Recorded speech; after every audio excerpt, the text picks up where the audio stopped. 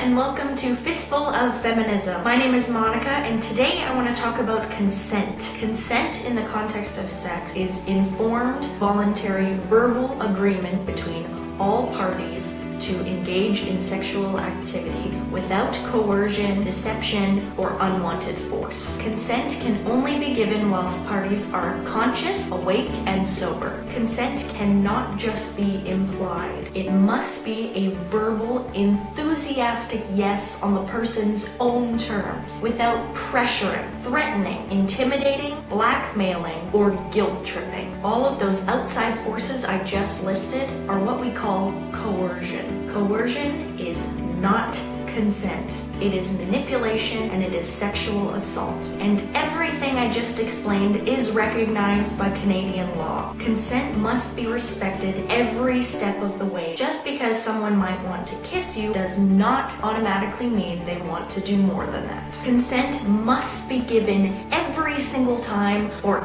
every single act. If someone changes their mind, either before or during, the consent has been taken back and everything must stop. Posting or sharing nude photos without the person's permission is not consent. Abusing authority in the workplace to get sex is not consent. Any type of clothing that a person might wear does not equal consent, and this includes cosplay or costume. Not respecting a safe word is not consent. Which brings us to 50 Shades of Grey and its depiction of BDSM, or as I like to call it, 50 Shades of Nay.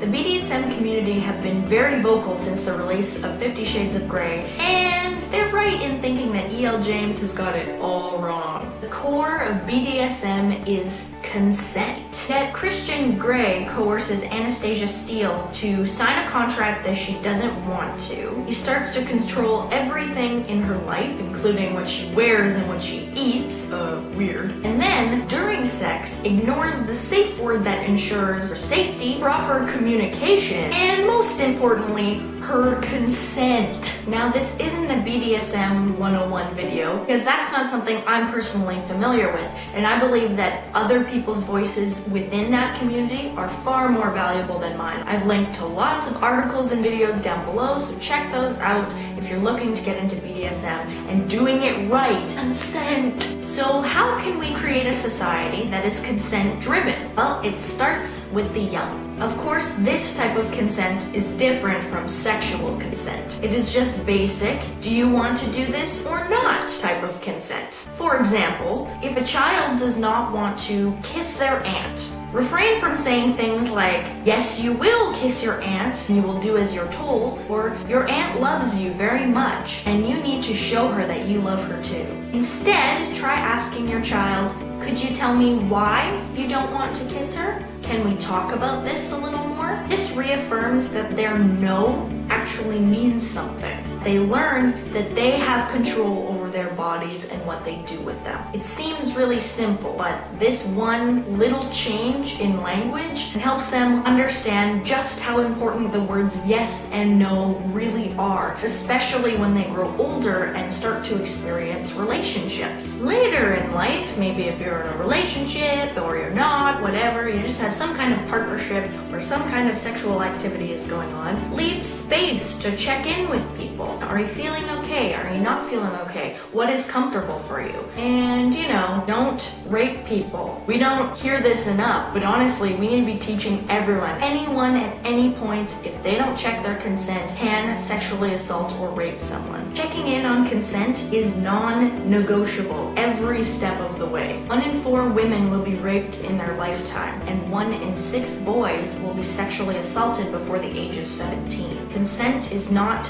gender specific, nor sex, sexuality, race, class, ability, any type of identity specific. Sadly, in a lot of the places I look for statistics, not a lot talked about rape statistics for people of color or trans people. Every person deserves the right to consent to what they do with their bodies. And if you're wondering who these rapists are, they are anyone at any time. 1 in 3 women of victims of sexual assault have reported that it was by someone they knew. And 1 in 4, it was a family member. including a spouse or ex-spouse. People who rape are people we know and see every single day. Consent must be taught in schools. It must be reaffirmed in every walk of life because everyone deserves the right to be safe with their bodies and with what they do with them. Consent looks a little something like this. Hi, Travis. Hi. Would you like to have sex with me? Okay.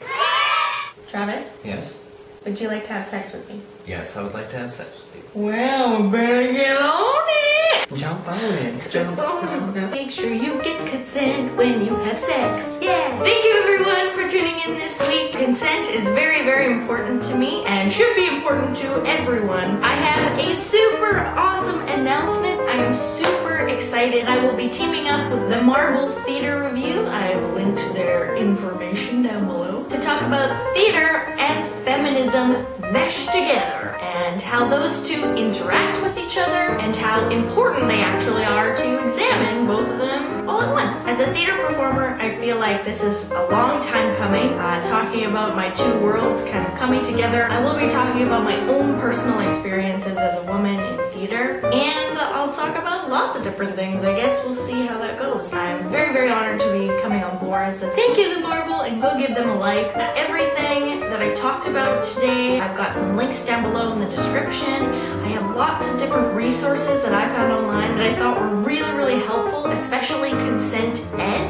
There's their Facebook page down below. If you'd like, you can subscribe and go there and but other than that, I will see you not next Friday, but the Friday after that, so 2 Fridays from now. Make sure you get consent every time.